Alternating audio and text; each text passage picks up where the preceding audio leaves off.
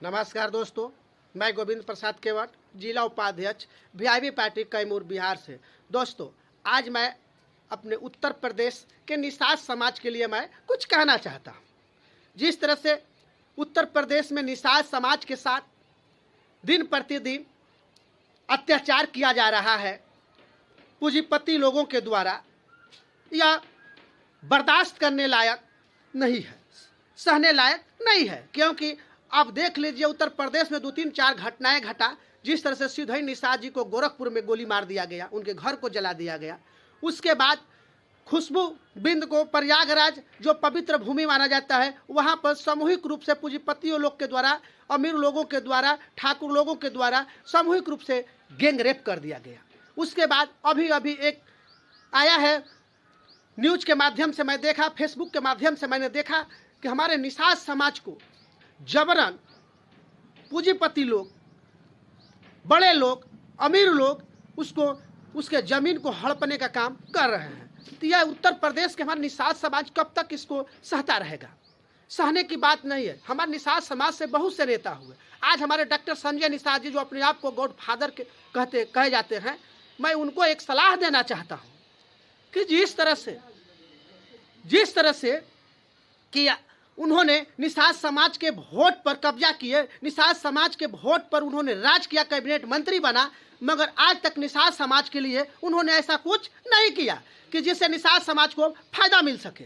आज तक निषाद समाज भी अपने गरीबी से जूझ रहा है, लड़ रहा है, मगर इससे संजय निषाद को क्या फायदा या लाभ? उनसे क्या मतलब है? उनको अपने सत्ता चाहिए, अपने बेटे को सत्ता चाहिए, उनको गद्दी में सत्ता में रहना है, गद्दी पर बैठना है, पैसा पॉकेट भरना चाहिए। उनसे निषाद समाज से कोई मतलब नहीं है। अभी उन्होंने स्टेटमेंट दिया कि मैं 100 सीट पर लड़ूंगा चुनाव उत्तर प्रदेश से। अरे मैं कहता हूं कि 100 सीट क्या, 10 सीट पर चुनाव नहीं लड़ पाएंगे, क्योंकि उनके पास जनता ही कह रहा है। अभी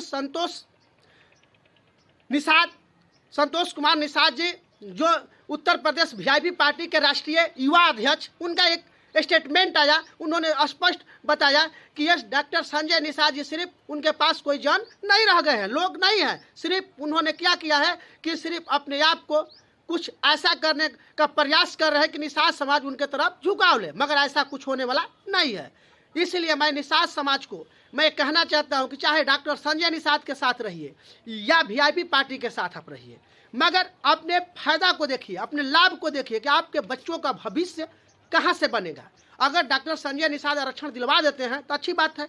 उन्होंने 2025-24 में कहे थे कि 2024 से पहले निषाद आरक्षण लागू करवा देंगे, मगर नहीं किए। वो बीजेपी के साथ, बीजेपी के गोद में बैठ गए जाकर। मगर यही देखिए, बिहार के सन अफमलाह मुकेश सहनी जी, वीआईपी पार्टी के संस्थापक, इन्होंने जो कहा वो किया। इन्होंने कहा कि जब तक आरक्षण नहीं मिलेगा तब से बीजेपी पार्टी के साथ हमारी गठबंधन नहीं होगी।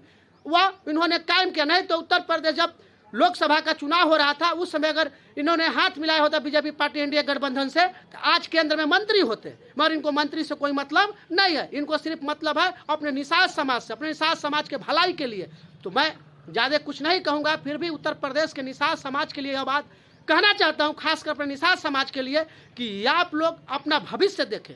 आपका बच्चा, आने वाला भविष्य क्या लोगों के लिए क्या? अगर निषाद आरक्षण मिल जाता, आरक्षण हम लोग का लागू हो जाता, तो आज हम लोग का भी बच्चा पढ़ लिख कर आगे बढ़ता। जिस तरह से आप लोगों ने देखा होगा कि यह महाकुंभ में बहुत से लोग जाकर अपने आप को शुद्धि कर रहे हैं, यानी अपने आप को शुद्ध हो रहे हैं, मगर इससे कोई फायदा होने वाला नहीं है। मैं खासकर अपने निषाद समाज के लिए अपने बाल बच्चा को पढ़ा लिखा कर काबिल बनाएं। जितना आपका बाल बच्चा पढ़ेगा लिखेगा, जितना आगे बढ़ेगा, उतना जल्द आपकी गरीबी दूर होगी। नहीं तो जिंदगी भर कहा गया, अगर बाल बच्चा आपका नहीं पढ़ पाएगा, अगर बाल बच्चा अनपढ़ रह जाएगा, शिक्षित रह जाएगा, तो आपकी गरीबी कभी दूर नहीं हो सकती। अगर गरीबी दूर करने का सिर्फ एक ही उपाय है, एक ही तरीका है कि सिर्फ आप अपने बच्चों को शिक्षित करें, आप अपने बच्चों को पढ़ाए लिखाएं, आप अपने बच्चों को वहां तक पढ़ा लिखा कर पहुंचाएं जहां से आपकी गरीबी दूर हो सकती है। मैं ज़्यादा कुछ नहीं कहूँगा।